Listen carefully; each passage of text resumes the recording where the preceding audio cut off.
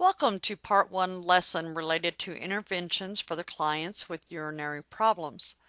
The actions of the urinary system do not contribute to the homeostatic purpose of urinary elimination, but when problems in the urinary system interfere with the mechanics of moving urine out of the body, urinary elimination is inadequate and homeostasis of fluids, electrolytes, nitrogenous waste, and blood pressure is disrupted.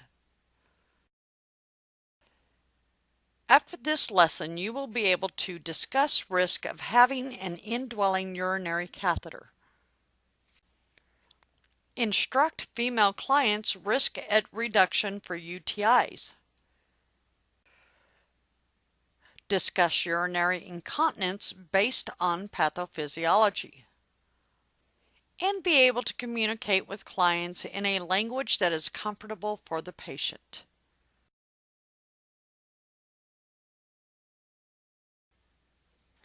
Urinary problems affect the storage or elimination of urine. Approximately 20 million people in the United States alone are commonly treated for urinary tract infections annually, and this can be costly.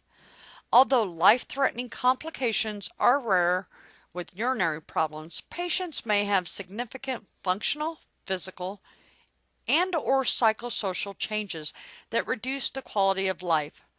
Nursing interventions are directed towards prevention, detection, and management of urologic disorders. Urinary tract infections are described by their location in the tract. Acute infections in the urinary tract include urethritis, cystitis, which is the most common, prostatitis, and acute pyelonephritis, which is actually a kidney infection. Several risk factors that are associated with the occurrence of UTIs are located in your textbook, page 1490, table 69-1. Review this table.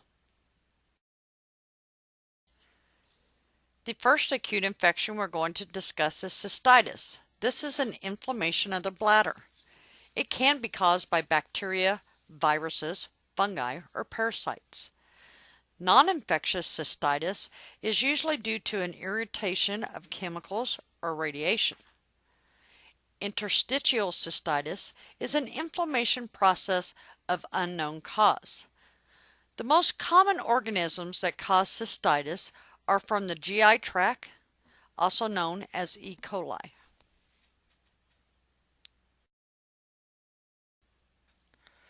Okay, let's discuss catheters. In most cases, organisms first grow in the perineal area. Then they move into the urethra as a result of either irritation, trauma, or catheterization of the urinary tract, and finally ascends to the bladder. Catheters are the most common factor placing patients at risk for UTIs.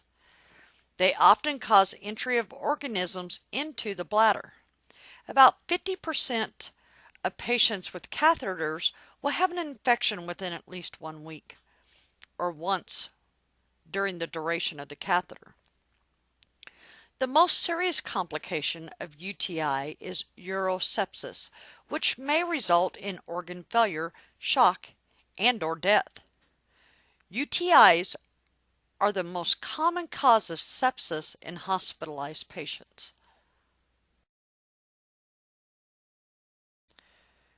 So some of the most common clinical manifestations of a UTI are urgency, dysuria, frequency.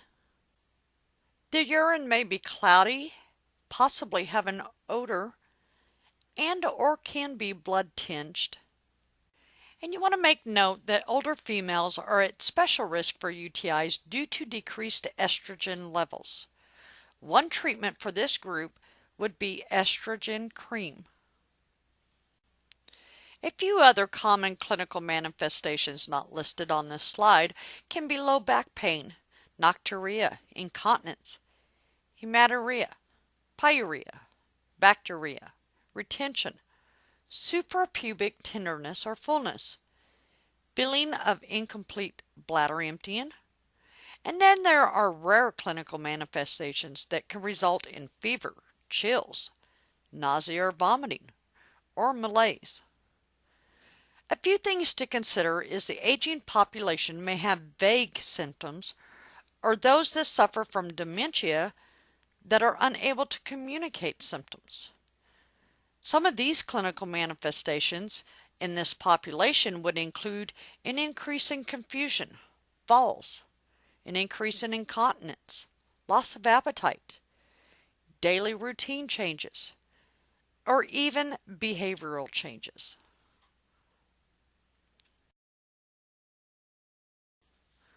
So let's discuss assessment. The key assessment factors are to be sure that the patient voids before a physical exam. Palpate for bladder distension. This may indicate incomplete bladder emptying. Check for any skin lesions. Is the patient experiencing any discharge? And be sure to obtain a urinalysis.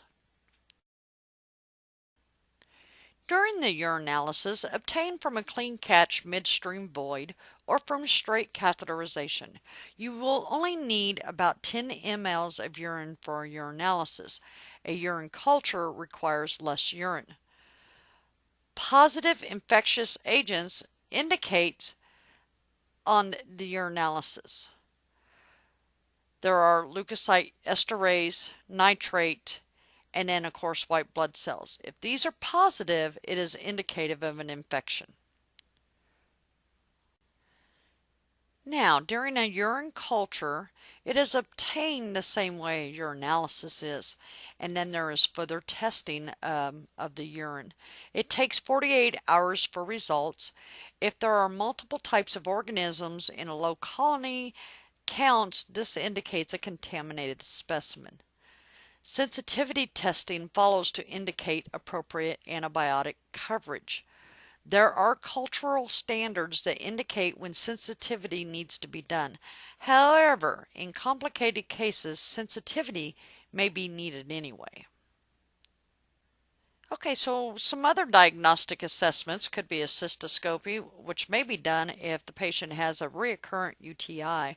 This can identify abnormalities that increase risk, such as a bladder calculi, bladder diverticular, urethral strictures, foreign bodies, and then trabeculations, which are abnormal thickening of the bladder wall that's caused by urinary retention and obstruction. For collaborative care, the potential nursing diagnoses are going to be acute pain, knowledge deficit, urge urinary incontinence, risk of impaired skin integrity, risk of sepsis. There's all kinds of ones that you can choose for your nursing diagnosis. Some of your nursing interventions that it can include but aren't limited to urinary antiseptics, antibiotics, analgesics, antispasmodics, increased calorie intake, 2 to 3 liters of oral fluids per day. Cranberry juice is believed to decrease adherence to the lining of the urinary tract and decreasing urinary tract infections. You want to do teaching related to medications, or you can instruct a patient to wipe front to back as an intervention. This concludes part 1 of interventions for the clients with urinary problems. If you have any questions related to this portion of the lesson, contact the instructor.